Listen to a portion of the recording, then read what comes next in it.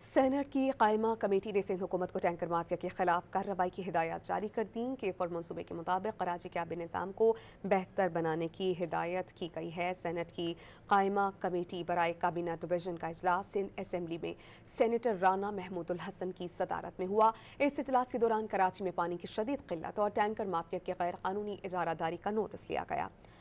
اراکین نے صورتحال پر سخت تشویش کا اظہار کرتے ہوئے کہا کہ ٹینکر مافیا نے شہر کو یرغمال بنا رکھا ہے اور شہریوں کو پانی خریدنے پر مجبور کیا جا رہا ہے۔ کمیٹی نے سندھ حکومت کو سفارش کی کہ ٹینکر مافیا کے خلاف فوری کارروائی کی جائے اور کراچی کے موجودہ آبی ڈھانچے کو K4 واٹر سپلائی منصوبے کے مطابق بہتر بنایا جائے۔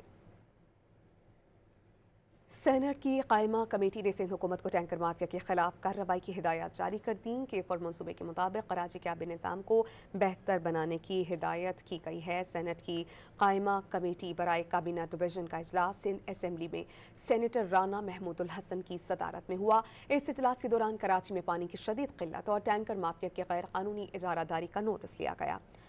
اراکین نے صورتحال پر سخت تشویش کا اظہار کرتے ہوئے کہا کہ ٹینکر مافیا نے شہر کو یرغمال بنا رکھا ہے اور شہریوں کو پانی خریدنے پر مجبور کیا جا رہا ہے۔